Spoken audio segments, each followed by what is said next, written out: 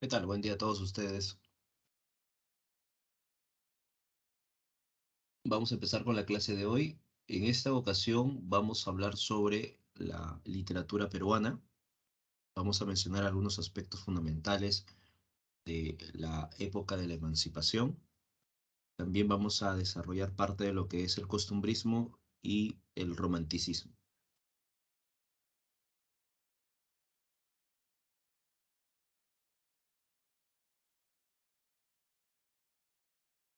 ¿Qué tal, Margot? Buen día.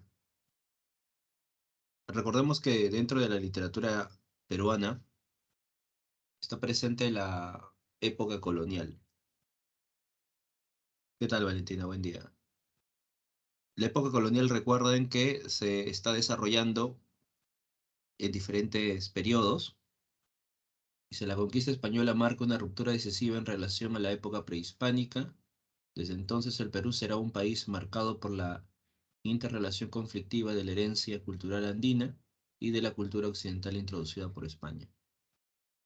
Aquí en la época colonial vamos a encontrar diferentes periodos. Por ejemplo, está el periodo de la conquista o la invasión, que es el siglo XVI, el barroco, que es el siglo XVII, la visión neoclásica o de la ilustración, que es el siglo XVIII, y por último, el periodo de la emancipación, que es fines del siglo XVIII e inicios del siglo XIX. Hoy vamos a hablar justo de este punto, ¿no? Del periodo de la emancipación. Es un proceso donde se busca liberarse de España.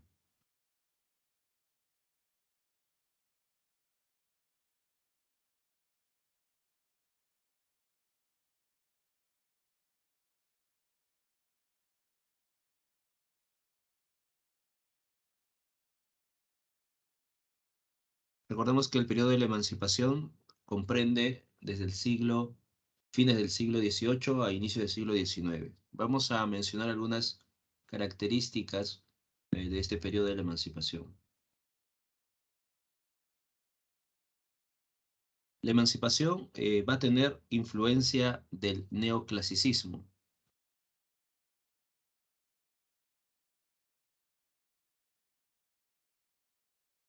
Esta producción de la emancipación va a tener una propaganda clandestina al inicio, y esto se da porque los autores están enfrentándose a España, y por eso que necesitan primero divulgar las ideas emancipadoras, y muchas de estas ideas emancipadoras van a ser divulgadas a través de la prensa, revistas, panfletos. En sus inicios va a ser de forma anónima o a través de seudónimos, pero poco a poco ya van a tener una firma. La emancipación se nutre del neoclasicismo. Los autores de esta etapa son humanistas, ¿no? Han estudiado a los clásicos,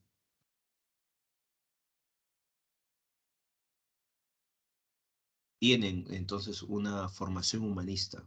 Incluso Mariano Melgar, que es uno de los representantes de la emancipación. ¿Qué tal, Yanela? Buen día.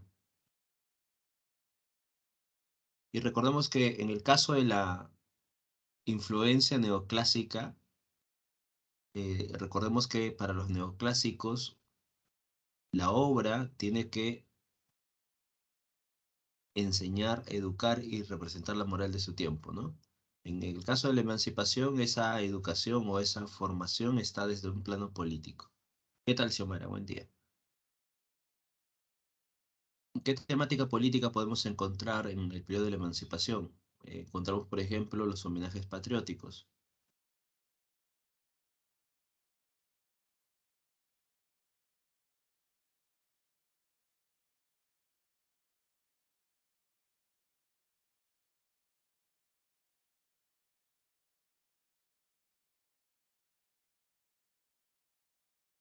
Recuerda entonces estas temáticas, los homenajes patrióticos, por ejemplo, el tema de la libertad, los triunfos militares, los héroes, El paisaje americano también va a ser importante. No se va a hablar de un paisaje específico, sino el paisaje va a hermanar a toda América. Y también está el tema del indio. Recuerda que los autores de la emancipación buscan una esencia, ¿no? Y muchas veces están mostrando una ruptura con España y elogian el incanato. O de pronto, en sus obras van a representar al indio siendo oprimido y la figura del español es la figura negativa. Él es el explotador y por tanto se utiliza esta temática para representar eso. Recordemos que este tema del indio no va a ser un tema de reivindicación, sino más bien es un tema decorativo. Por eso que aquí no estamos hablando del indigenismo.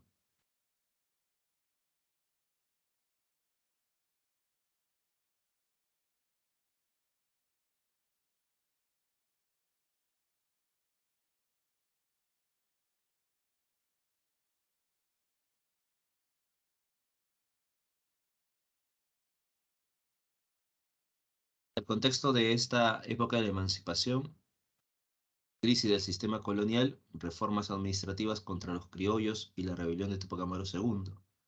El gobierno de José Fernando de Abascal y Sousa, virrey del Perú.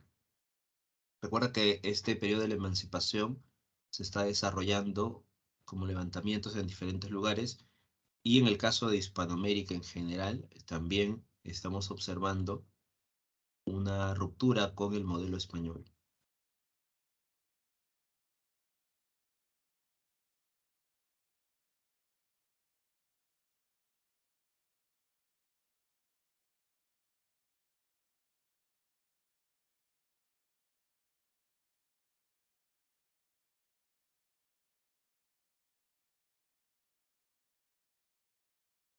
Recuerda que uno de los autores que destaca en la emancipación va a ser Mariano Melgar.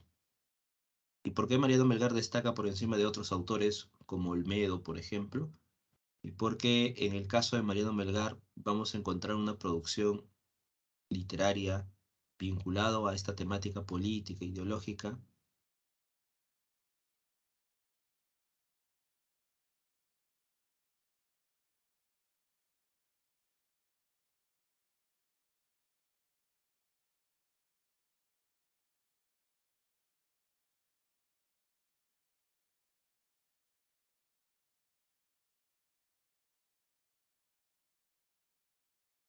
Mariano Melgar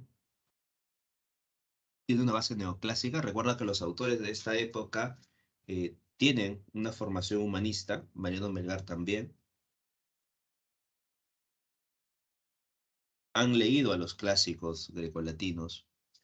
Incluso Mariano Melgar va a traducir algunas obras clásicas, por ejemplo, Remedios de Amor de Ovidio, aunque él lo va a titular como El arte de olvidar.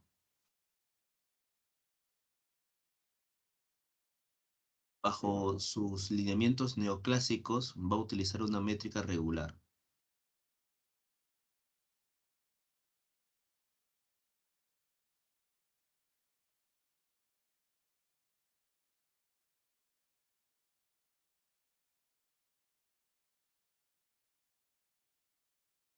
Mariano Melgar recuerda, en el caso de obras políticas, él va a utilizar tanto la oda como la fábula. Recuerda que una fábula tiene moraleja.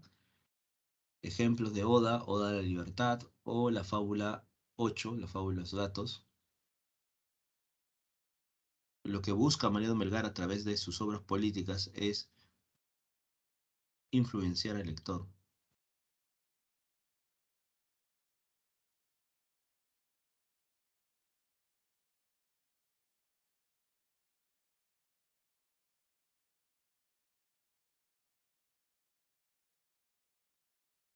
Se busca exaltar la gesta emancipadora y recuerda que no solamente escribe obras políticas que están vinculadas a esta temática que hemos mencionado, ¿no?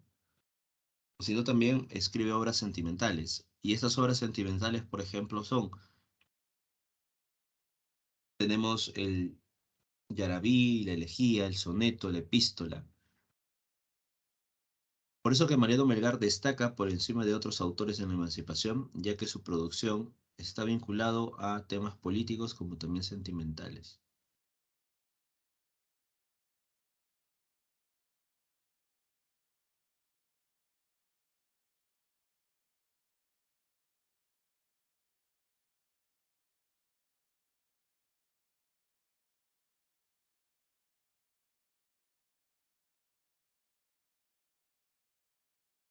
Recordemos también que dentro de la producción de Mariano Melgar, Mariátegui lo va a considerar como el precursor del romanticismo. Y ahorita vamos a mencionar algunos aspectos importantes, ¿no? A ver, por aquí.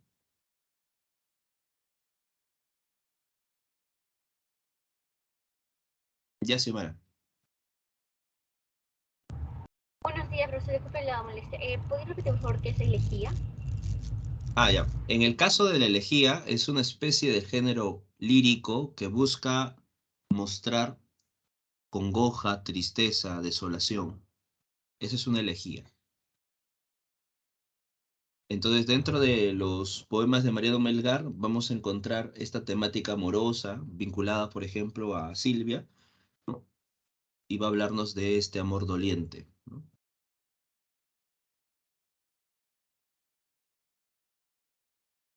Gracias, profesor. Va a escribir también sonetos. Recuerda que el soneto son dos cuartetos, dos tercetos, y epístolas. Recuerda que las epístolas son cartas poéticas, y el yarabí, que vamos a hablar en un instante, ¿no? Que es una manifestación poética mestiza. Pero de esta producción vamos a observar que su temática es amorosa, nos muestra el elemento del amor contrariado, el amor doliente, y Mariano Melgar va a ser considerado precursor del romanticismo, ¿no? Aquí vamos a encontrar, por ejemplo, eh, que Mariano Melgar no solamente va a mostrarnos una concepción política, o sea, un elemento de rebeldía, sino también un elemento sentimental. Y esos elementos son parte del romanticismo, ¿no? Recuerdan, el romanticismo le da mayor importancia a los sentimientos, son rebeldes, se rebelan contra las normas establecidas, buscan la libertad. Entonces, Mariátegui señala que Mariano Melgar va a ser considerado precursor del romanticismo porque muestra estos elementos, ¿no? También va a ser considerado el primer momento peruano de nuestra literatura, porque logra incorporar elementos andinos con elementos españoles. Eso se llamaría el yarabí. El yarabí va a ser un canto de nostalgia, de congoja, de tristeza, que va a tener una influencia del jarawi, que es una manifestación prehispánica, y que a su vez va a estar presente con esta carga o esta métrica española, que sería una base neoclásica. Por acá Renzo nos dice, sus musas eran Silvia, sí, las musas de Mariano Melgar, Silvia, que se indica que es María Santos Corrales, y en el caso de Melisa, Manuela Paredes. La musa principal de Mariano Melgar es Silvia.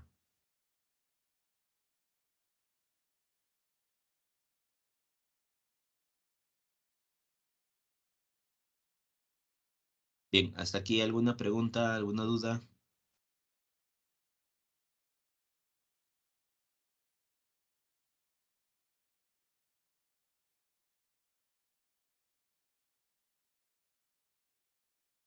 Todo claro, profesor.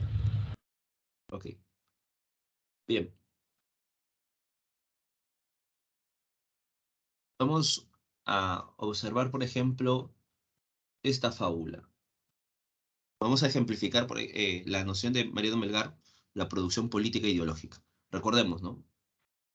En el caso de sus obras políticas, lo que busca Mariano Melgar es influenciar al lector y exaltar la gesta emancipadora, ¿no? Entonces, eso es la característica que tiene Mariano Melgar en su producción política. Influenciar al lector de algunos sucesos que se están viviendo en esa época, ¿no? El enfrentamiento contra los españoles, la búsqueda de libertad. Entonces vamos a observar, por ejemplo, esta fábula 8, que proviene de su producción política e ideológica. Lean, por ejemplo, esta fábula y luego señalen. Recuerda que es una fábula, así que la fábula tiene moraleja. Así que señalen cuál sería la moraleja y qué representarían los gatos o los perros, ¿no?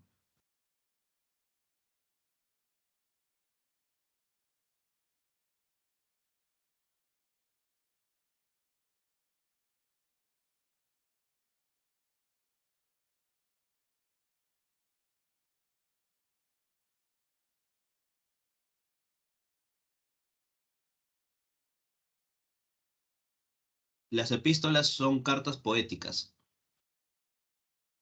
Una epístola, ¿no? Son cartas poéticas.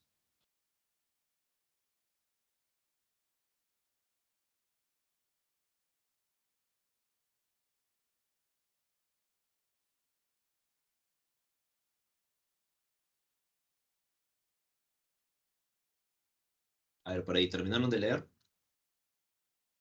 ¿Cuál debería ser la moraleja? Porque recuerda que toda fábula tiene una moraleja. Y recuerda que esta fábula es una producción política e ideológica de Mariano Melgar. ¿Dónde está ese plano político, ese plano ideológico en esta fábula? Te das cuenta que la fábula está versificada, ¿no? Está utilizándose una métrica específica. Esa sería una característica del neoclasicismo.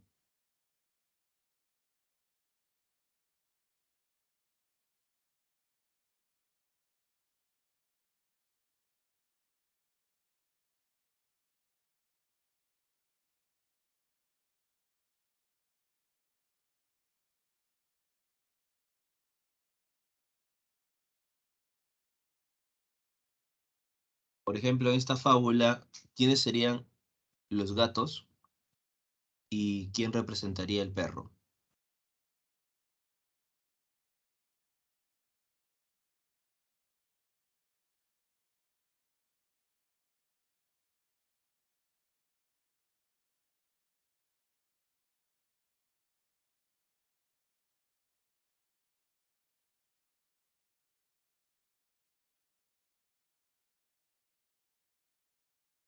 Por acá nos menciona Xiomara, trabajo en equipo, la unión, ¿no? Dice, una gata parió varios gatitos, uno blanco, uno negro, otro manchado. Luego que ellos quedaron huerfanitos, los perseguía un perro endemoniado. Y para dar el golpe a su enemigo no había más remedio que juntarse y que la dulce unión fuese su abrigo. Van pues a reunirse y al tratarse sobre quién de ellos deba ser cabeza, maullando el blanco dijo, a mí me toca por mi blancura, indicio de nobleza. El negro contestó, calla la boca, el más diestro y valiente mandar debe. Malo, dijo el manchado, si esto dura temo que todo el diablo se lo lleve. Unión y manda el digno. Esto es locura, gritó el blanco, y el negro le replica. Se dividen por fin en dos partidos, la ira y la turbación se multiplican, se arañan, gritan, y a sus alaridos acude mi buen perro y los destroza.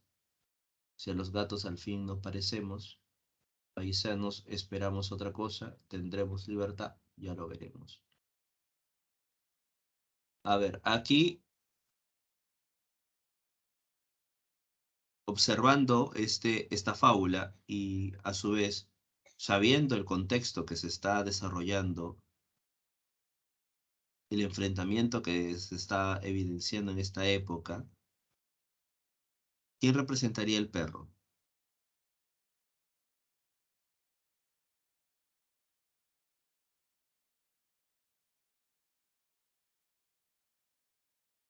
Recuerda que estos tres gatitos que están huérfanos, tienen un enemigo común, que es el perro.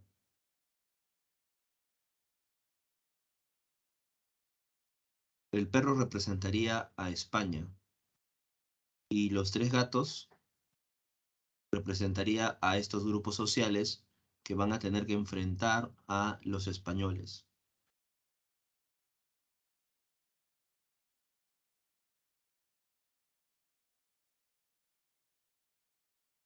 Claro, Brigitte, ajá. Y ahí te das cuenta que se está manifestando una producción política e ideológica, ¿no? Esta fábula 8 es un claro ejemplo de esta producción política e ideológica de Mariano Melgar.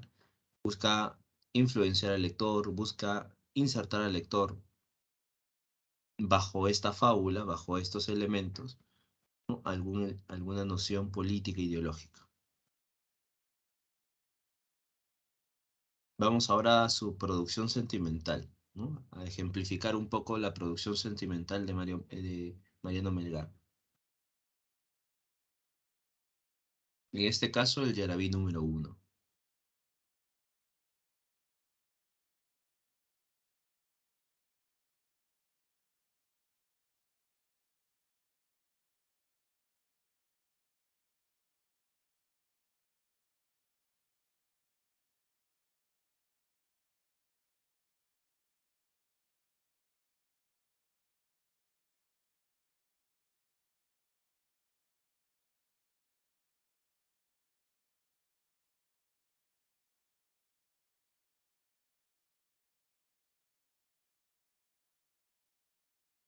En este caso del Yarabí, estás observando también el plano métrico, ¿no? Por ejemplo, aquí observamos dos versos extensos en cada estrofa. Hay dos versos extensos. También estamos observando, por ejemplo, cuatro versos breves. La estructura se repite. Y a su vez, estos versos que van a repetirse como si fuesen estribillo. El Yarabí, te das cuenta que en el caso de temática está vinculado a un amor doliente, proviene de la noción del Harawi, ¿no? El canto sentimental, pero se reviste con métrica regular, se reviste con la métrica neoclásica.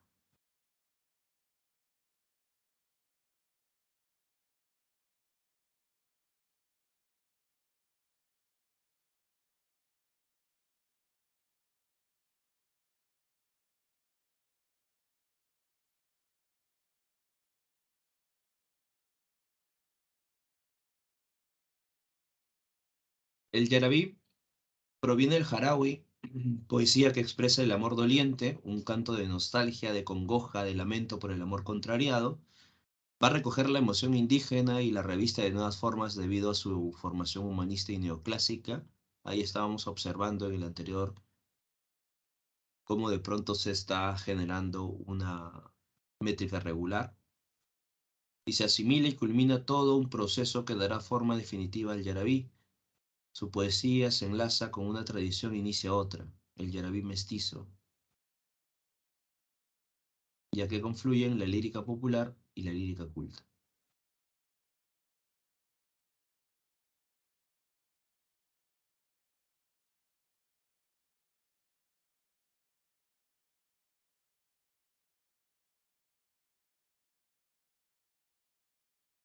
Recuerda entonces una producción literaria, en el caso de Mariano Melgar, el Yarabí, tiene como antecedente el Harawi, una manifestación popular, una manifestación andina.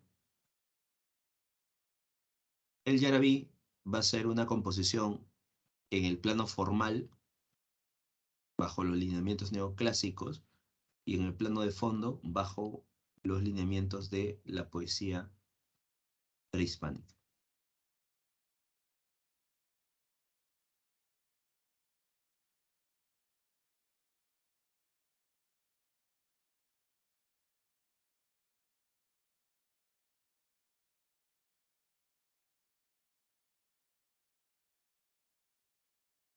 Muy bien, hasta aquí. Preguntas, dudas, para pasar a la etapa republicana. ¿Todo ok?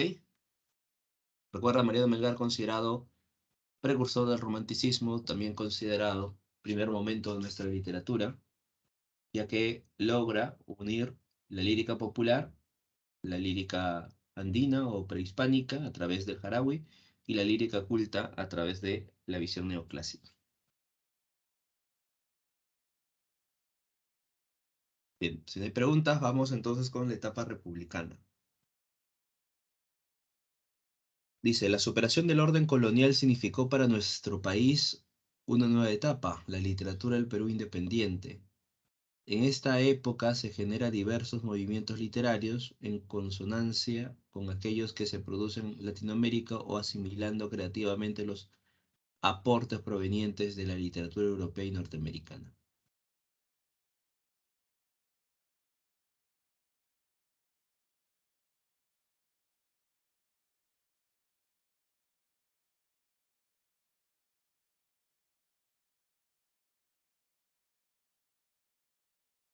La etapa republicana comprende ya la segunda década del siglo XIX hasta la actualidad, ¿no? En esta etapa republicana vamos a encontrar algunas manifestaciones como el costumbrismo, el romanticismo, el realismo, entre otras manifestaciones. En el caso de la visión costumbrista, recuerda que el costumbrismo va a ser considerada la primera manifestación que aparece en este contexto de la independencia, ¿no? O sea, realizada la independencia, aparecerá esta visión costumbrista. Así que nace con la República en un periodo desordenado y inestable. Va a representar tanto las frustraciones de la ascendente clase media como de la declinante clase alta.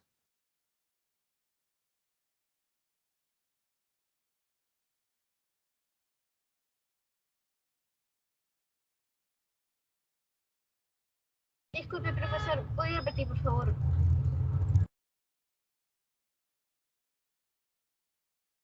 En el caso del costumbrismo, recordemos que va a aparecer en este contexto que está iniciándose la República. ¿Por qué se dice que es un periodo desordenado e inestable? Porque en los primeros años de la República vamos a encontrar un enfrentamiento entre muchos caudillos. Recuerda que se va a dar el primer militarismo. Entonces, en medio de toda esa conmoción, ¿no? Entre enfrentamientos en diferentes bandos, va a aparecer el costumbrismo y va a tener dos vertientes. El costumbrismo va a tener la vertiente criollista y la vertiente anticriollista. Por eso dice, presentan tanto las frustraciones de la ascendente clase media, que estaría vinculado al criollismo, como de la declinante clase alta, que estaría vinculado al anticriollismo. Se va a describir una sociedad en transición, en aprendizaje y en formación. El costumbrismo va a representar la realidad inmediata. O sea, todo lo que está sucediendo en ese instante va a ser producto de influencia para los autores costumbristas. Si de pronto hay un incidente, ¿no? Con algún militar, de pronto ese incidente se desarrolla en la literatura. Entonces los costumbristas van a utilizar la realidad inmediata. Otra característica del costumbrismo va a ser el uso de la sátira. El tono burlón, la sátira, la noción jocosa, graciosa, burlesca. Y la sátira se va a convertir en un arma ideológica y política, porque los criollistas van a utilizar contra sus enemigos, los anticriollistas, y viceversa, ¿no? Los anticriollistas utilizarán esa noción satírica contra los criollistas. El costumbrismo va a ser una manifestación que tiene influencia tanto de los neoclásicos como también de los románticos. En el caso de los neoclásicos, la influencia está por la intención didáctica y moral. Y en el caso de los románticos, observamos, por ejemplo, esa búsqueda de expresión nacional.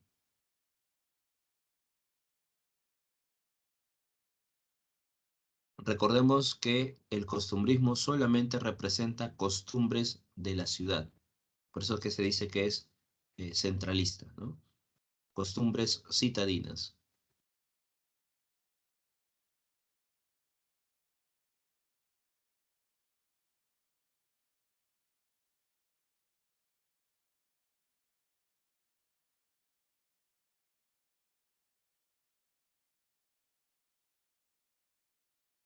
Va a ser descriptiva va a tener un tono realista. Aquí no vamos a encontrar, por ejemplo, obras donde eh, se observe algún personaje que transgrede la realidad, o ánimas, o espectros, ¿no? No vamos a encontrar ese tipo de personajes.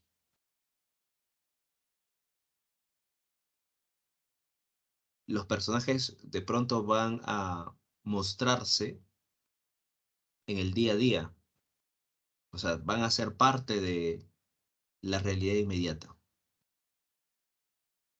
En el caso del criollismo, ellos tienen un gusto por lo popular.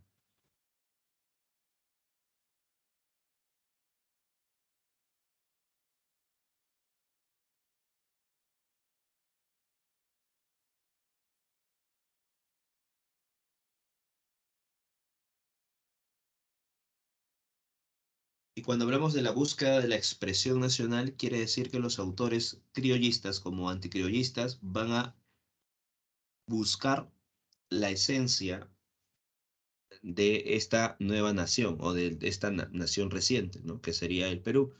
Así que para los criollistas, esta noción, esta esencia nacional sería o estaría vinculado a los elementos populares. Mientras que los anticriollistas, ellos observan más bien que la expresión nacional estaría desligado de los elementos populares y estaría vinculado más bien a lo europeo.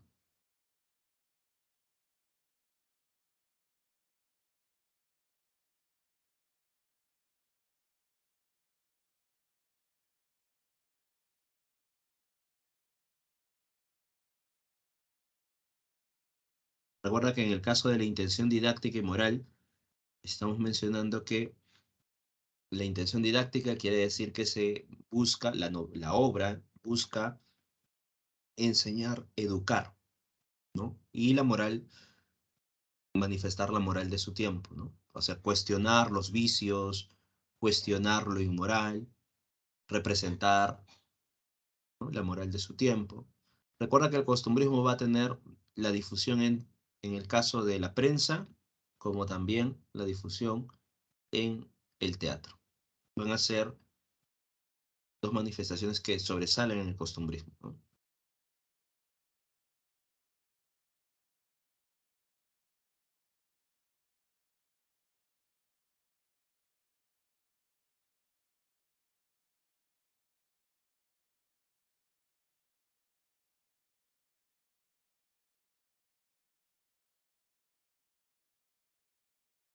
Muy bien. Entonces recuerden que en el costumbrismo se desarrolla dos vertientes, el criollismo y el anticriollismo. En el caso del criollismo, recuerda, está vinculado a los elementos populares, utiliza frases, dichos, coloquiales, se aleja de las normas clásicas. En el anticriollismo se utiliza un lenguaje pulcro, un lenguaje culto, están en contra de la visión popular.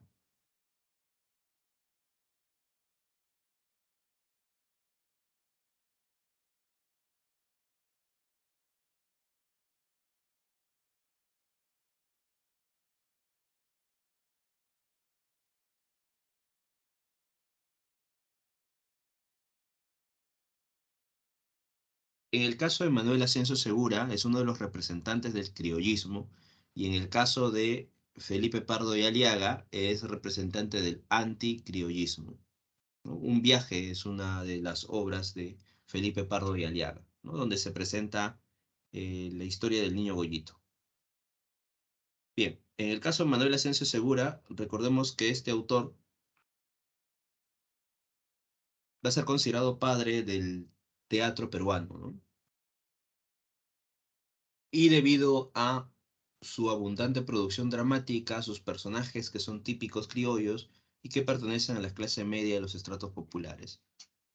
Lo que logra hacer Manuel Asensio Segura es representar a las personas, ¿no?, o a través de estos arquetipos, ¿no?, representar muy bien estos arquetipos de la vida limeña. Y además que es un autor prolífico, ¿no? Por eso que es considerado padre del teatro nacional. Una de sus obras más emblemáticas es la obra Ñacatita. Manuel Asensio Segura va a utilizar con mucha frecuencia los modismos y términos coloquiales.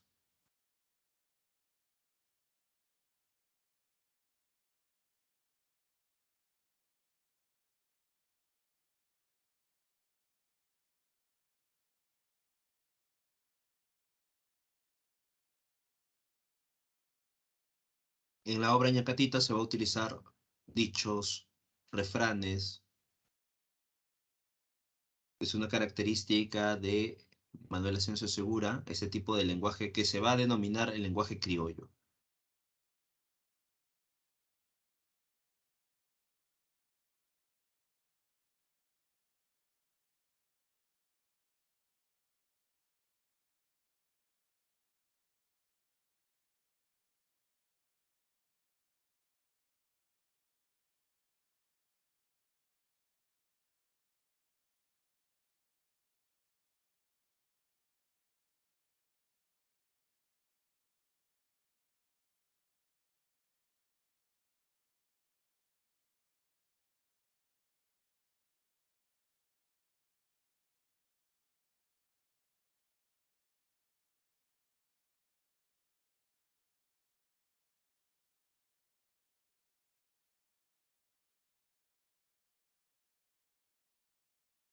Ñacatita va a ser una de las obras más representativas de Manuel Asensio Segura. Es una comedia en 4 actos y va a tener una influencia de dos obras españolas. Una de ellas es la obra La Celestina de Fernando de Rojas y la otra obra es El Cid de las Niñas de Leandro Fernández de Moratín. Ambas obras son españolas, de diferentes etapas.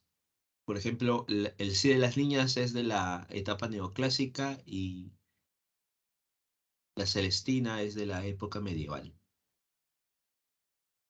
Así que Manuel Asensio Segura en Ñacatita, en el personaje Ñacatita, representa a esta vieja alcahueta o Celestina limeña de avanzada edad. Esta obra va a estar escrita en verso, sobresale el octosílabo.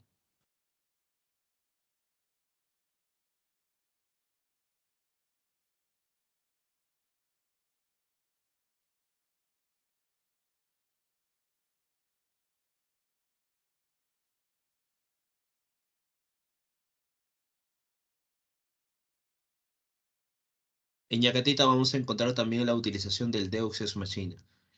Recuerda que esta técnica del Deus Ex Machina es cuando un elemento o un personaje aparece súbitamente, ¿no? Y cambia el hilo conductual de la historia.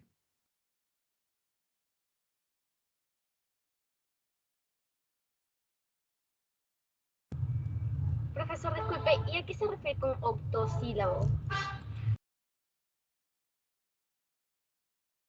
En el caso de octosílabo quiere decir que sobresalen los versos de 8 sílabas métricas. Recordemos que esta obra está escrita en verso, ¿no? Y podemos encontrar que la mayoría de estos versos van a estar en 8 sílabas métricas.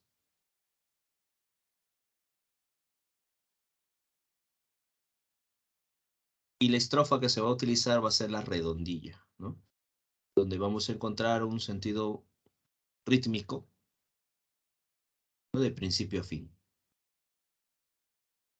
Y cuando se habla de modismos criollos, recordemos que esa noción de modismos criollos serían los dichos populares, las frases coloquiales, los refranes.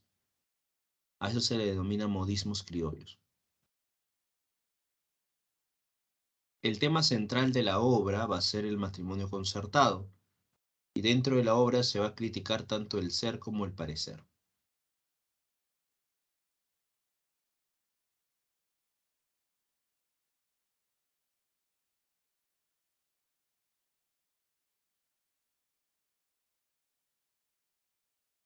Entre los personajes están Ñacatita, Doña Rufina, que es la madre de Juliana, que quiere casar a su hija Juliana con el viejo Don Alejo, Jesús, que es el esposo de Rufina y padre de Juliana. De todos los personajes, Jesús es el personaje más ecuánime. Juliana es la muchacha enamorada secretamente de Manuel, que está siendo obligada por su madre a casarse con Don Alejo. Manuel es el joven pobre y honrado que va a ser protegido por Don Jesús y que está enamorado de Juliana. Y Don Alejo, pretendiente de Juliana, apoyado por Ñacatita y que vive de las apariencias. Y por último tenemos a Juan, amigo de Jesús, que descubre la verdadera identidad de Don Alejo.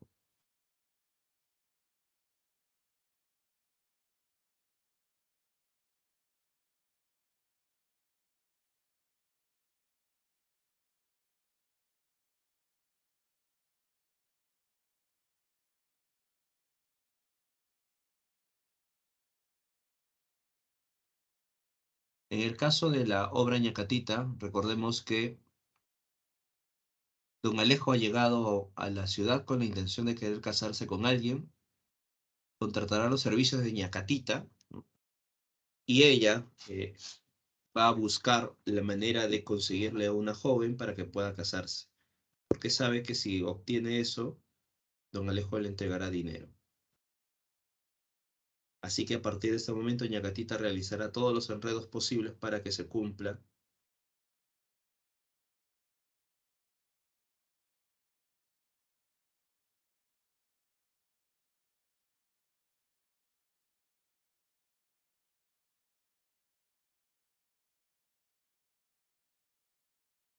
Don Jesús y Doña Rufina recuerda que tienen una hija llamada Juliana. Don Jesús cuida también a Manuel, ya que el padre de Manuel va a morir y antes de morir le pide a don Jesús que cuide de su hijo, ¿no? Ya que el padre de Manuel había ayudado a don Jesús en algún momento. Así que don Jesús cuida a don Manuel como si fuese su hijo y sabe que más adelante posiblemente Manuel y su hija Juliana puedan casarse. Doña Rufina, que ha escuchado de Ñacatita, están buscando una joven para casarse, así que doña Rufina busca la manera de imponer el matrimonio concertado.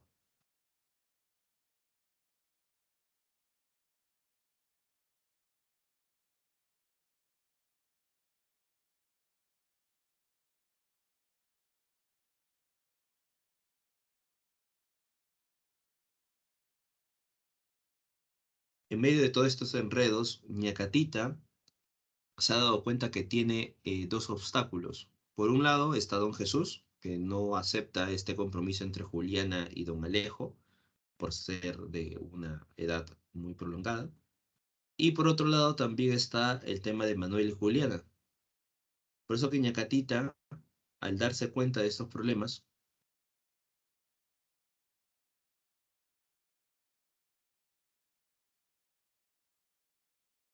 Ñacatita entonces le sugiere a don Manuel que si en verdad quiere a Juliana, que huyan. Recuerda que en la obra, Juliana, al igual que los jóvenes representativos aquí, son personajes rebeldes, ¿no? Así que Ñacatita le sugiere a don Manuel para que pueda marcharse junto con Juliana fuera de este lugar. Así, Juliana ya no se casará con don Alejo y estando fuera, tanto la madre como el padre tendrán que aceptarlo, sí o sí.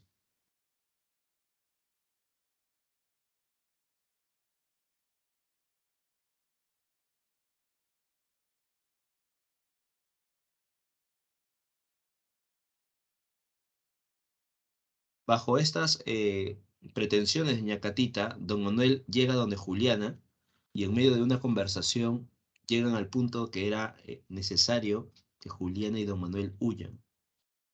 Recuerda que Ñacatita está utilizando todos sus enredos para tener un beneficio, ¿no? Así que cuando Manuel y Juliana están con las maletas a punto de salir, aparece don Jesús.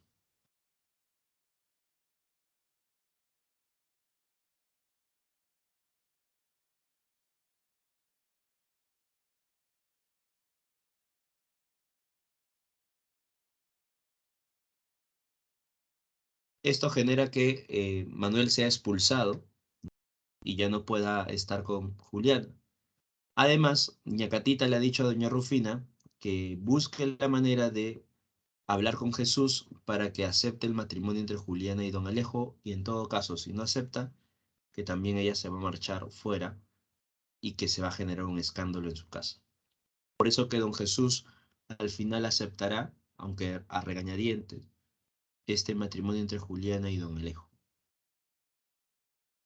Cuando ya estaban todos, ¿no? Ñacatita, don Alejo, Juliana, entre otros, tocan la puerta y aparece don Juan, que es el amigo de don Jesús.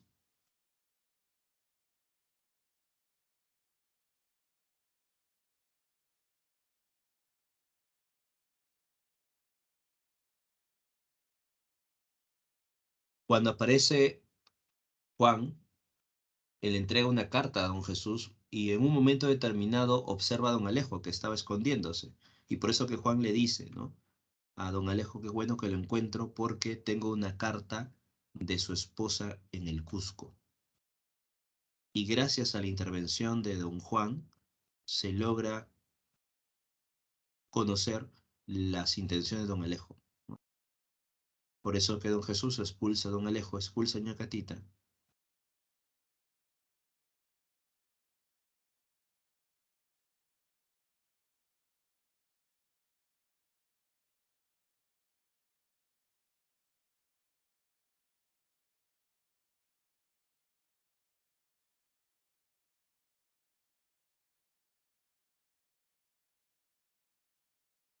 Recuerda entonces la presencia de don Juan, este personaje representaría el Deus Ex Machina.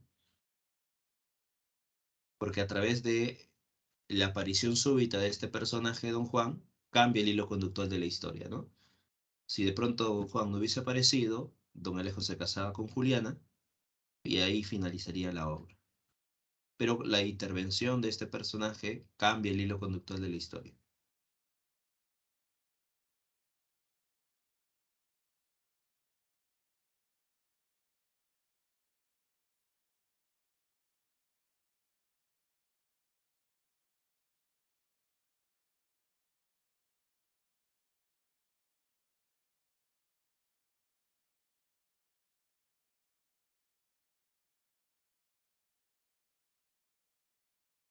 ¿Hasta aquí alguna pregunta, duda? Recuerda que esta obra, Ñacatita, está mostrándose el ser y el parecer a través de don Alejo, ya que don Alejo finge ser una persona de clase alta, se viste como tal, finge ser de esta clase social y además intenta hablar en francés.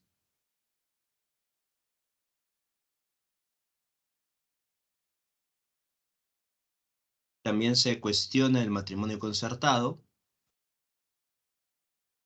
que sería una costumbre arraigada, ¿no? De la clase dominante, de la clase alta, y que de pronto la clase media o la clase baja no tendrían que utilizarlo, ¿no?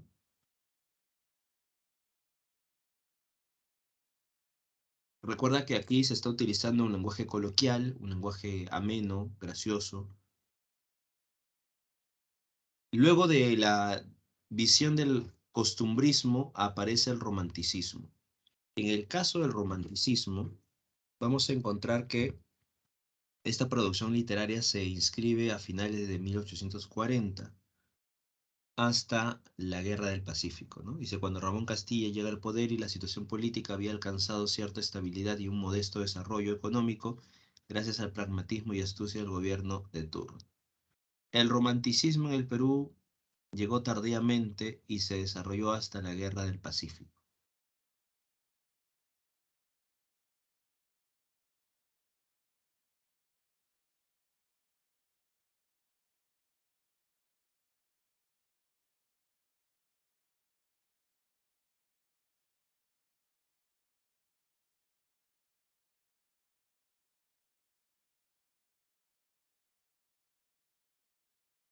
En el caso del romanticismo, recordemos que el romanticismo peruano va a tener casi las mismas características que el romanticismo en Europa, ¿no? En España, en otros países.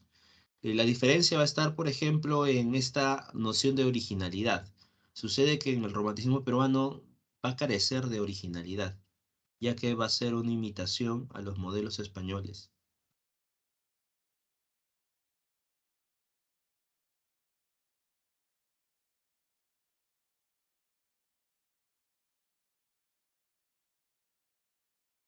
Entre la visión romántica tenemos la visión sentimental e imaginativa, ¿no? El amor al paisaje, recuerda que se utiliza la naturaleza para representar las nociones amorosas o los sentimientos. Hay una actitud idealista, una característica importante de los románticos. Hay un gusto por lo popular y también un gusto por la historia.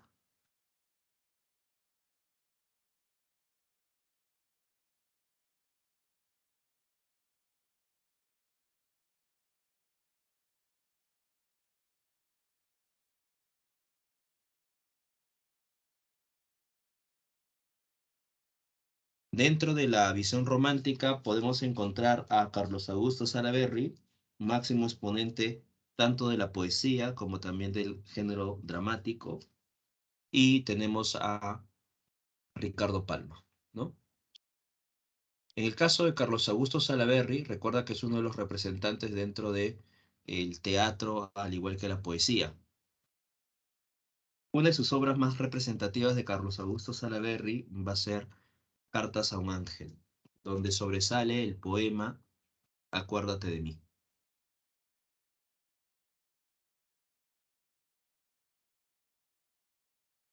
Acá tenemos un pequeño fragmento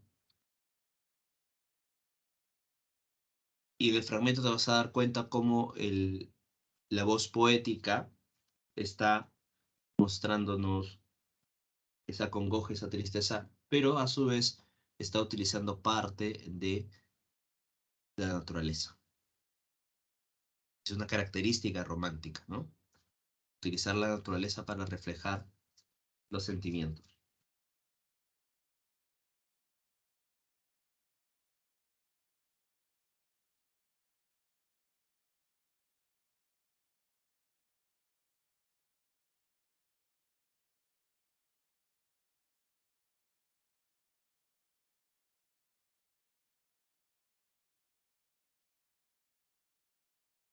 En este poema, de Acuérdate de mí, ahí te das cuenta la característica romántica.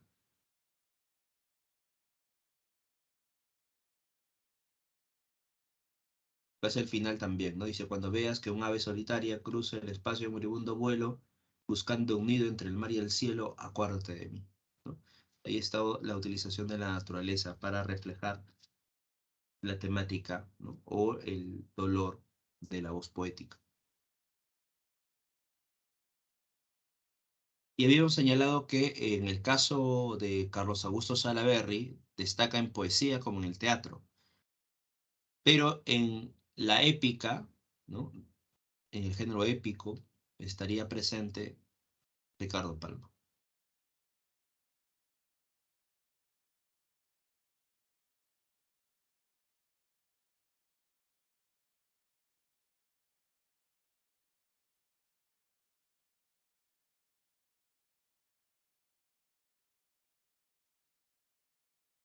En el caso de Ricardo Palma, recordemos que a él se le denomina el bibliotecario mendigo, considerado también el patriarca de las letras peruanas. Es un autor prolífico, ¿no? Ha escrito poesía, ha escrito obras teatrales, también ha escrito novelas.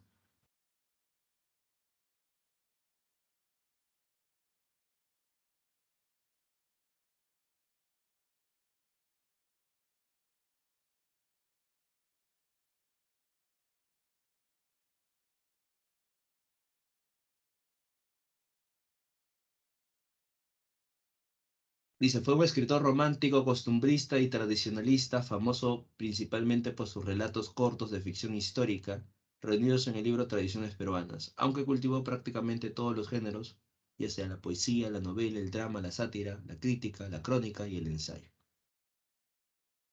En el caso de las tradiciones peruanas,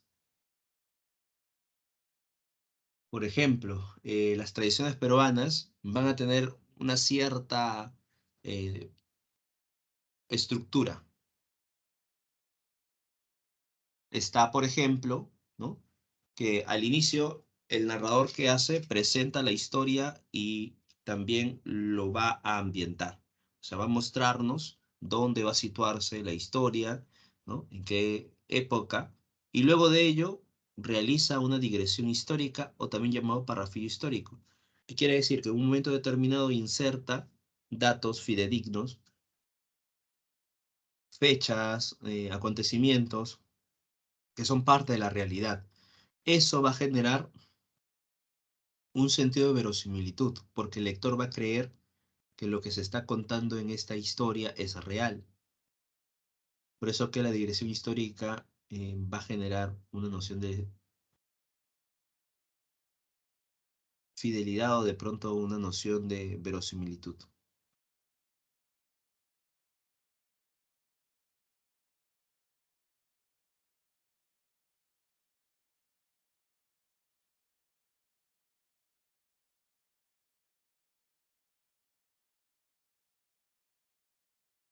Luego de la digresión histórica o el parrafillo histórico, se va a desarrollar la anécdota con giros y frases criollas y en ocasiones va a cerrar con una especie de moraleja.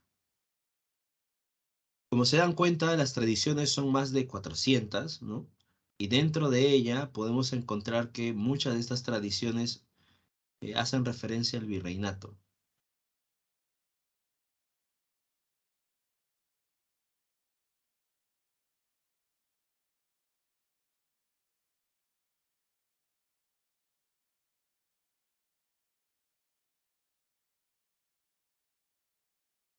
Algunos señalan que Ricardo Palma, a través de las tradiciones, logra idealizar el virreinato, ¿no? A ver, por acá nos menciona Renzo que no ha leído ninguna de las tradiciones peruanas. A ver, una de las tradiciones peruanas famosas, ¿no? Es Don Dimas de las Tijeretas, por ejemplo, ¿no? También esta otra tradición, Al pie de la letra.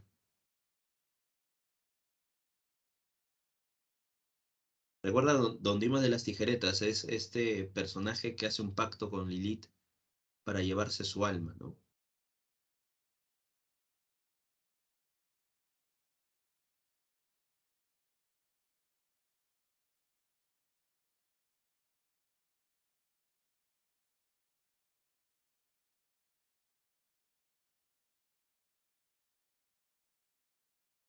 Claro, en el caso de las tradiciones peruanas, muchas de estas tradiciones van a estar ambientadas, como les decía, en la época del virreinato, ¿no?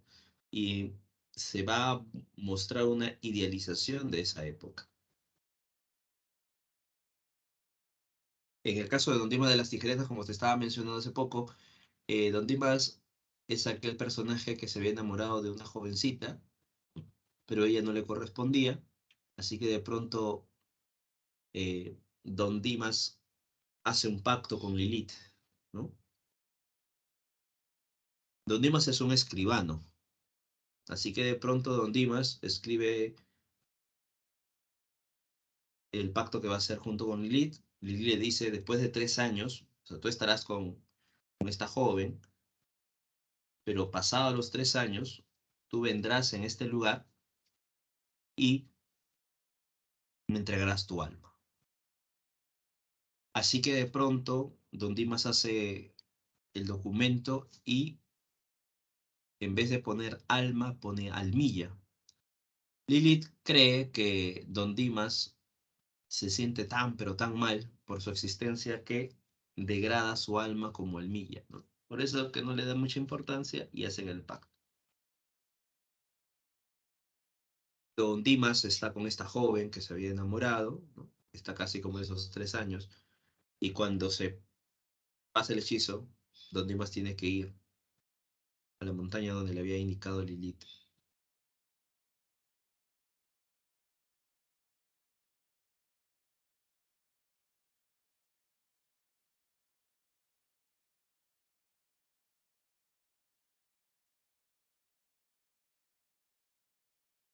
En el caso de las tradiciones peruanas, estamos observando que a lo largo de estas tradiciones se va a utilizar un lenguaje popular repleto de refranes, proverbios, canciones, coplas, entre otros. En Don Dimas de las Tijeretas, por ejemplo, también vamos a encontrar ese tipo de lenguaje popular, ¿no? Esta noción criolla, esta noción pícara, ¿no? Dentro de la historia. Bueno, Don Dimas al final, ¿no? Tiene que ir a este lugar donde había indicado Lilith, y en ese momento Lilith le dice, pues bien, entrégame tu alma, ¿no? Y entonces Don Dimas empieza a desvestirse. Y Lilith le dice, pero ¿qué está sucediendo? ¿No? No te preocupes, ¿no? Igual vamos a ir con, no pesa mucho tu traje, ¿no? Van a ir al infierno, ¿no? Pero Don Dimas le dice que no, ¿no? El pacto es entregarte mi almilla, así que eso es lo que estoy haciendo. Y una vez más se está desvistiendo y de pronto saca, ¿no?, su almilla y le entrega a Lilith. Y Lilith le dice, pero ¿qué es esta cosa? La almilla es como un calzoncillo, ¿no? Con bombachos, ¿no? Así que de pronto Don Dimas le dice, ¿no? Esta es mi almilla. Y Lilith se queda sorprendido, ¿no? Pero, o sea, su calzoncillo con bombachos. Por eso que lo lleva al infierno, ¿no? Y en el infierno, Don Dimas empieza a cuestionar que que le están llevando sin su voluntad. Así que de pronto van a hacer un juicio para ver si efectivamente Don Dimas es culpable o no. Y en este juicio, Don Dimas manda a llamar al diablo para que él pueda utilizar el diccionario, ¿no? Y busca la palabra almilla y alma. Y se da cuenta que no es lo mismo. Y cuando el diablo se da cuenta efectivamente que alma y almilla no son lo mismo, quema el diccionario y retorna Don Dimas a la tierra.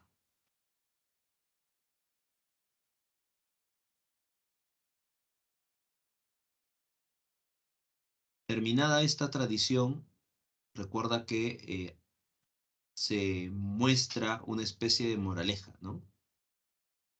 Por eso que tienes que tener cuidado con los escribanos, ya que los escribanos lograron incluso engañar al propio diablo, ¿no? Las tradiciones peruanas van a combinar leyendas romántica, la cual dota de fondo histórico el relato, al igual que los cuadros costumbristas.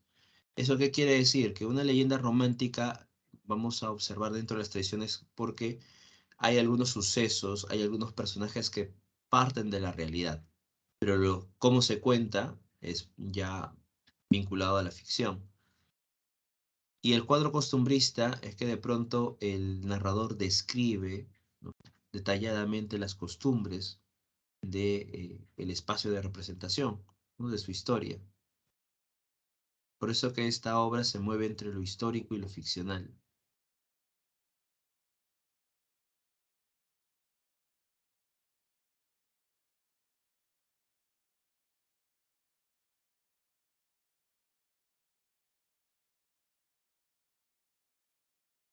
Ahora, estas tradiciones peruanas, recuerda que no pueden ser denominadas documentos históricos, ¿no?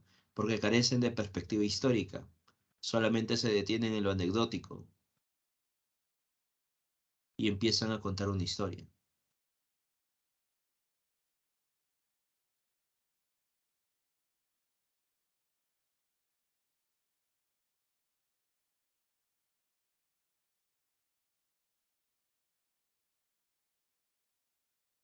Otra característica dentro de las tradiciones peruanas es el tipo de narrador que va a tener un tono oral e informal, porque en ocasiones vamos a observar que el narrador dialoga con el lector, le increpa al lector.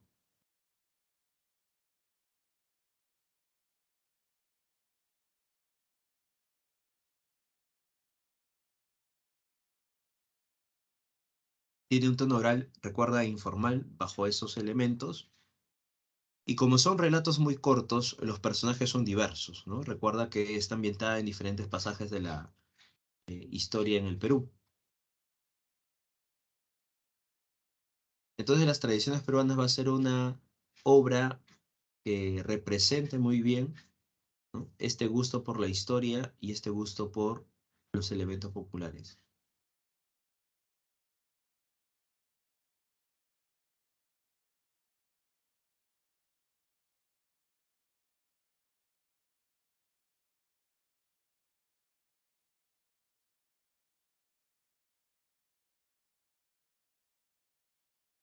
Preguntas, dudas.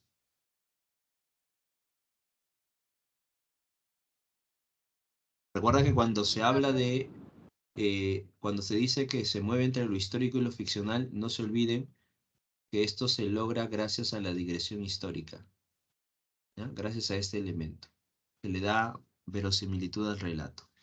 Porque si uno contrasta, ¿no?, esta digresión histórica o parrafía histórico, que son fechas, ¿no?, acontecimientos, y lo contrasta con la realidad, se van a dar cuenta que efectivamente esta digresión histórica, estos datos, ¿no?, sí son parte de la realidad. Entonces uno lee y cree que todo lo que está leyendo después de esta digresión histórica también sería parte de la realidad, ¿no? Por eso que recuerden ese elemento.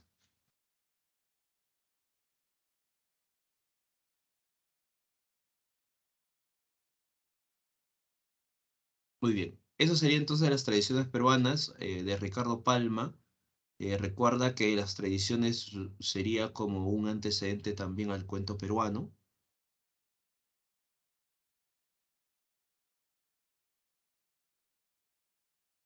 Ricardo Palma es uno de los máximos exponentes del romanticismo en el caso peruano. Y recuerda que el romanticismo peruano se diferencia de otras manifestaciones románticas porque en el Perú carece mucho de esta noción de originalidad.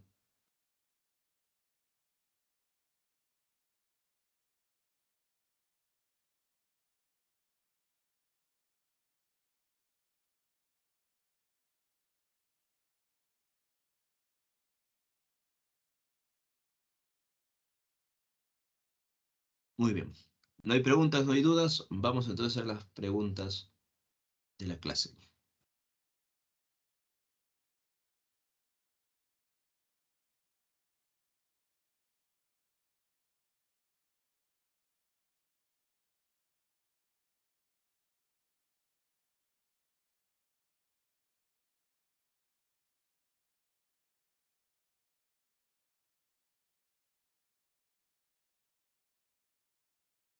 A ver, aquí, pregunta número 1.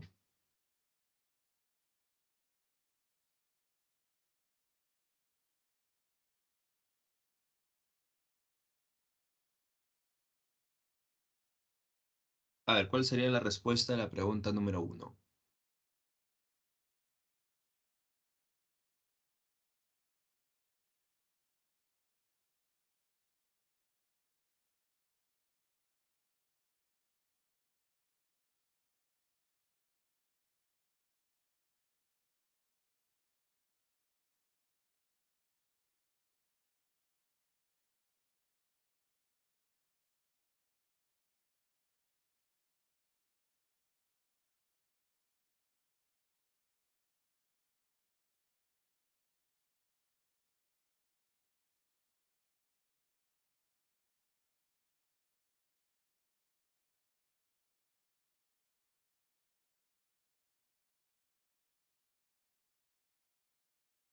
A ver, en la pregunta número 1 dice, selecciona el enunciado que corresponde a un tema de la literatura de la emancipación en los siguientes versos de Mariano Melgar. Por fin, libre y seguro, puedo cantar, se rompió el duro freno, descubriré mi seno, y con lenguaje puro mostraré la verdad que en él se anida, mi libertad civil bien entendida. Ahí nos damos cuenta la temática política, ideológica de Mariano Melgar. Dice, denuncia la explotación al indígena por parte de España, no se presenta eso. Reivindica el paisaje hispanoamericano a través de Yareví, tampoco. Presenta el fin de la opresión y la exaltación de la libertad, ¿no? Por eso dice, por fin, libre y seguro, puedo cantar. Así que la respuesta en la número 1 sería la C.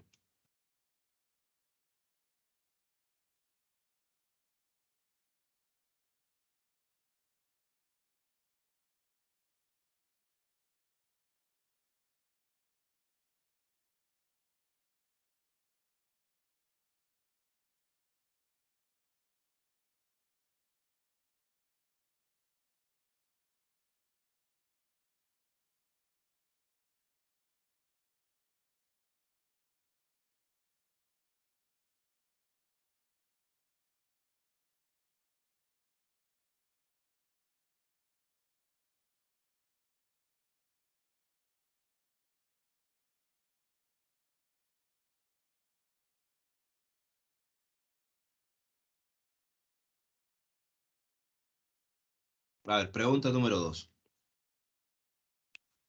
Dice, reventaba de risa un pobre ciego al ver que a un sordo le gritaba un mudo.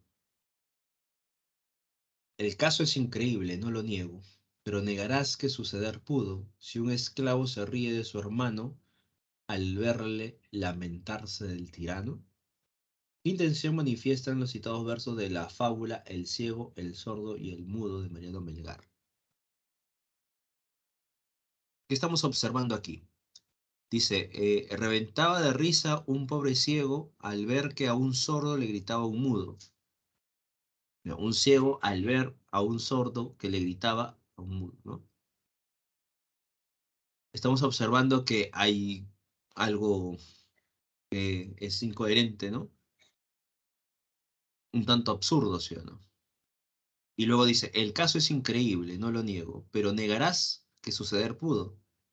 Al igual que lo que sucede en este momento, dice, si un esclavo se ríe de su hermano al verle lamentarse del tirano, en vez de estos dos esclavos que están siendo azotados de pronto por el tirano, unirse, ¿no? Uno de ellos se ríe del otro, ¿no? Claro, en la respuesta, en el caso de la número 2, aquí debería ser mostrar el absurdo enfrentamiento de quienes deberían estar unidos.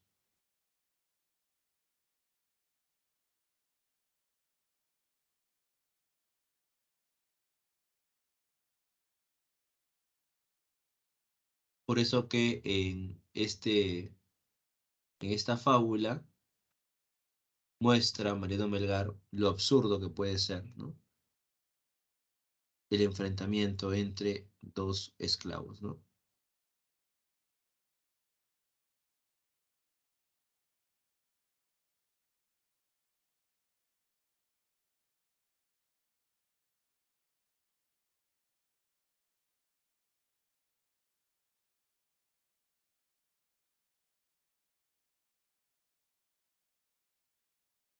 Vamos con la pregunta número 3.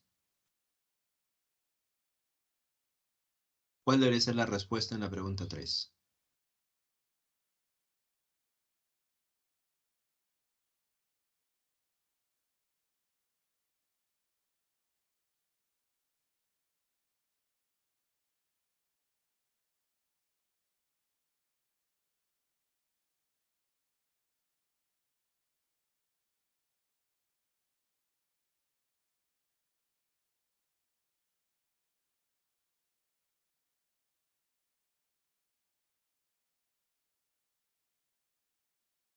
En la pregunta número 3 dice, ay amada dulce prenda del alma, atractivo de mi amor, ¿qué es esto?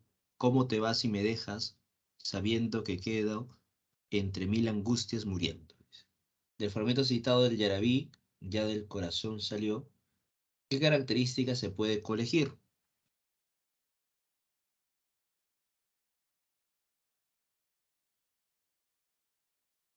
Como dice, amada dulce prenda del alma, atractivo de mi amor, ¿qué es esto? ¿Cómo te vas y me dejas? Ahí está la clave, ¿no? Dice, ¿muestra una añoranza y congoja por el pasado colonial? No, es por la amada. ¿Expresa el amor inconstante debido a la ausencia de la amada?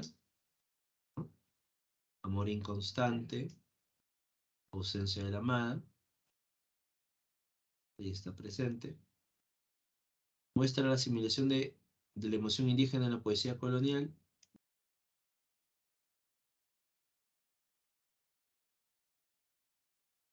y manifiesta la idealización pasional mediante la imagen de la poesía, ¿no? Entonces ahí está la respuesta, la D. La 3 es la D. Bien, vamos con la pregunta número 4. ¿Cuál debería ser la respuesta?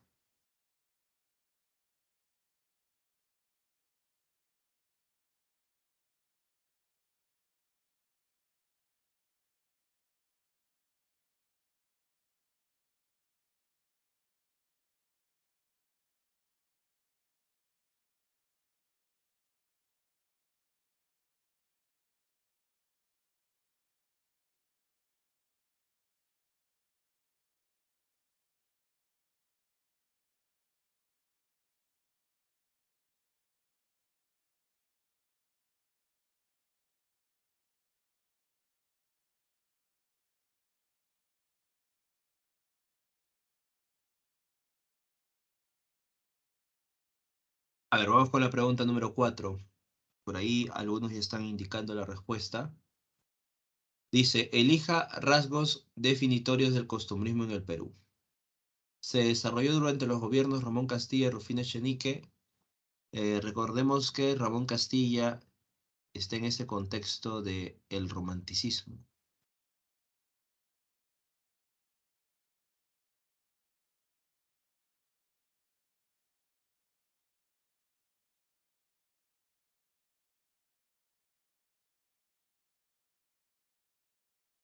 Dice, se desarrolló durante los gobiernos de Ramón Castilla. Recuerda que esto sería parte del romanticismo. Falso, por tanto. Su afán didáctico y moralizante es fruto de la influencia neoclásico, eso sí. El humor y la ironía fueron empleadas como armas ideológicas y políticas también. Y esto de aquí no lo es.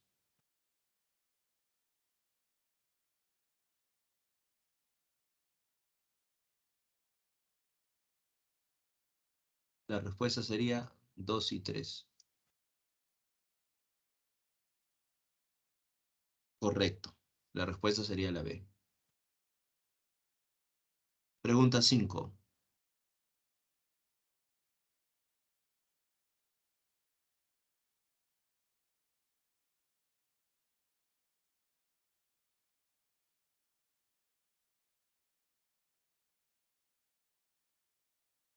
Respuesta a la número 5.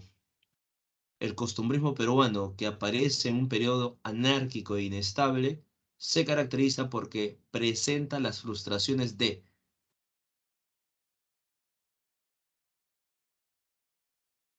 Presenta las frustraciones de. Tiene que haber más de uno, ¿no?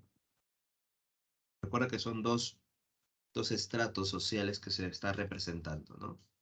¿Cuáles son esos estratos sociales?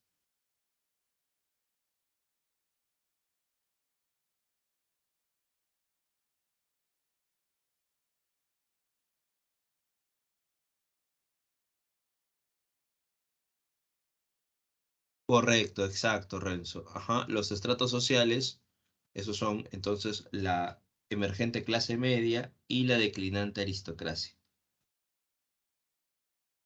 Recuerda que en el caso de la declinante aristocracia está vinculado a los autores anticriollistas y la emergente clase media está vinculado a los criollistas.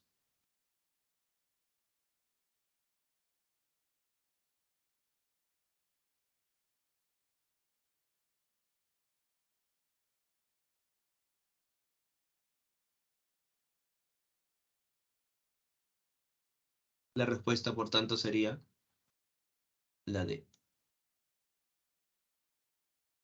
Emergente clase media, criollismo, declinante aristocracia, anticriollismo. Pregunta 6.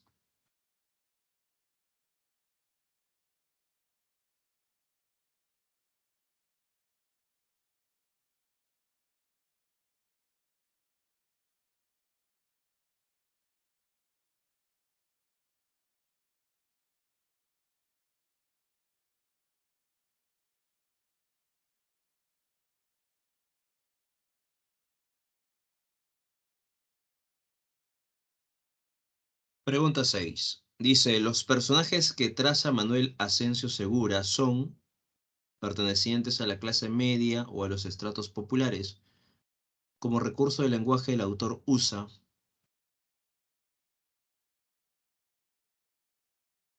¿Cuál debería ser la respuesta?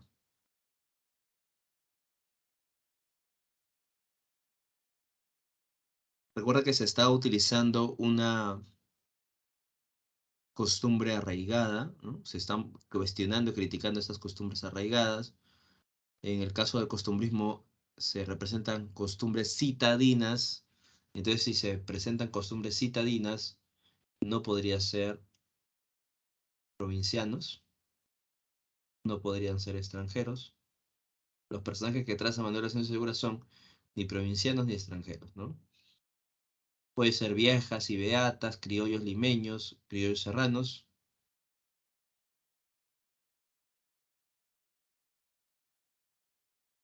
Y el recurso del lenguaje, recordemos, en el caso del lenguaje, ¿qué lenguaje utiliza? Jocoso, ameno, coloquial, popular. Entonces la respuesta debería ser correcta, la C.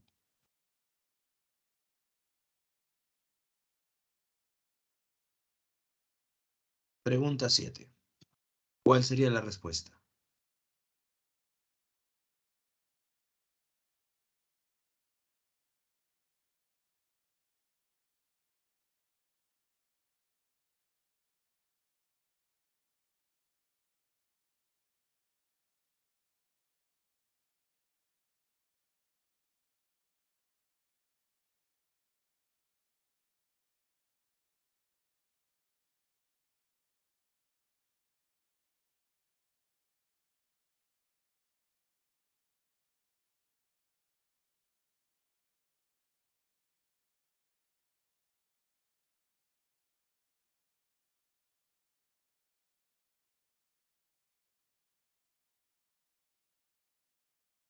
A ver, en la pregunta número 7 nos habla sobre ñacatita.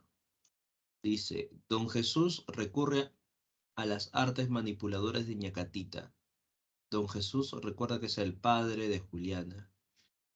Sería don Alejo, así que eso es falso. Juan, el mensajero, revela que don Manuel es un farsante. Y Juan revela más bien que el farsante es don Alejo. La madre autoritaria pretende casar a su hija con don Alejo, eso es correcto.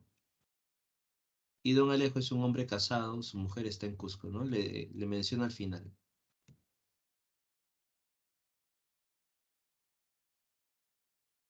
Así que te dicen las afirmaciones correctas, 3 y 4. La respuesta en la 7 sería la D.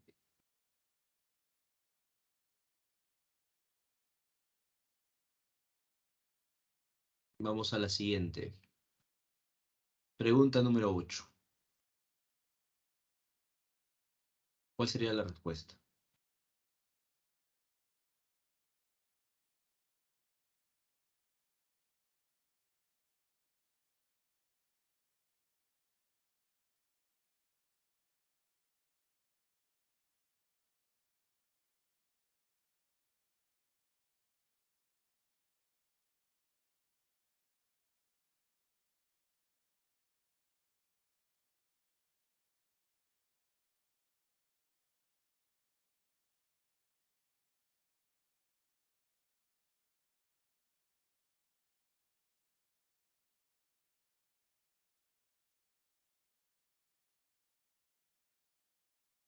A ver, en la pregunta número 8, Juliana dice esto, ¿no? Juliana recuerda que es la joven, ¿no?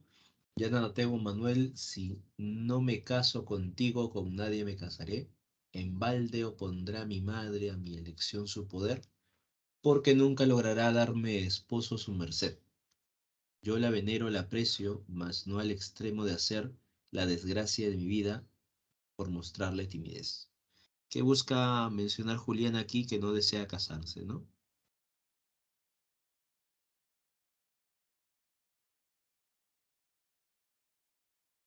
Y por tanto, la respuesta en el caso de la pregunta 8, ya que Julián le está diciendo a Manuel que no va a aceptar las imposiciones de su madre, ¿no? La imposición de su madre, por tanto, Juliana muestra una actitud rebelde que asume Juliana en contra de su propia madre.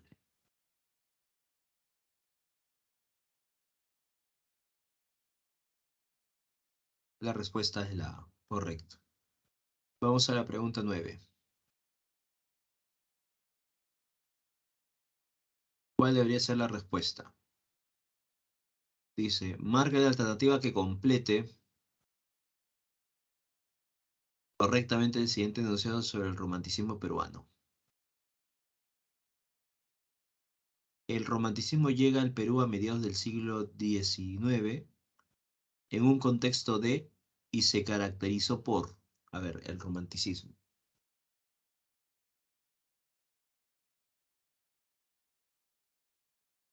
Recordemos que el romanticismo no hay originalidad, ¿no? Así que esto no está presente. No examina los problemas del país porque recuerda que esa visión es realista. No hay un tono didáctico y moralizante porque eso es una visión neoclásica. Y obviamente no incluyen herramientas de vanguardia porque eso viene más adelante todavía en el siglo XX, ¿no? Eso viene en el siglo XX. Así que la respuesta sería la C. Estabilidad social, ser tardío e imitar el modelo español.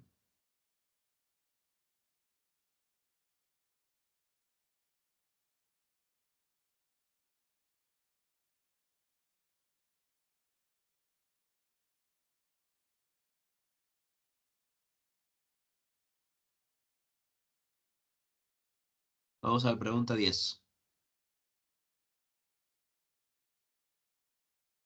Dice, la conducta misma de don Diego daba pábulo a la chismografía, porque todas las noches los espléndidos salones de su casa eran teatro de las más escandalosas orgías. Dejó de visitar la sociedad de buen tono que hasta entonces frecuentara, y dióse perdidamente al trato de mujerzuelas y gente de mal vivir. Un coplero de 3 al cuarto, cuyos versos gozaban de gran boga, sin tener ni la chispa satírica ni la originalidad del poeta limeño Juan de Caviedes, escribió unas jácaras contra el capitán, en las que lo llamaban sustentador de querellas, cubo ambulante de vino, ocupado de continuo en descomponer doncellas. Y la alternativa encierra una afirmación acertada con relación al fragmento anterior. A ver, dice, los sucesos se caracterizan por su elevada dosis de fantasía. No hay dosis de fantasía acá porque se está mencionando más bien a un personaje, don Diego, ¿no? Que se aleja del buen vivir y ahora está con mujerzuelas, etcétera, etcétera, ¿no? No hay elementos de fantasía. El objetivo está determinado por un afán moralizador. Ahora, aquí, el objetivo está determinado por un afán moralizador y este afán moralizador, recuerda, es neoclásico. Esto es una obra romántica, así que tampoco. Ahora, el lenguaje se vale de expresiones amenas y jocosas. Daba pábulo a la chismografía, un coplero de 3 al cuarto. Ahí está la expresión amena y jocosa. Correcto. Luego dice la digresión histórica le otorga verosimilitud al suceso. No hay digresión histórica acá. No hay fechas, datos. Utiliza un lenguaje culto. No hay un lenguaje culto ni refinado, ¿no? Por eso que la respuesta en la número 10 sería la C. Muy bien. Hasta aquí nos quedamos entonces. Nos vemos hasta la siguiente clase. Cuídense. Buen día para todos ustedes. Buen inicio de semana. Ah, por acá hay una pregunta. ¿El Ollantay está dentro de la literatura colonial? Sí, sí, Renzo. El Ollantay está dentro de la literatura colonial. En la época del barroco. Muy bien. Cuídense. Buen día para todos ustedes.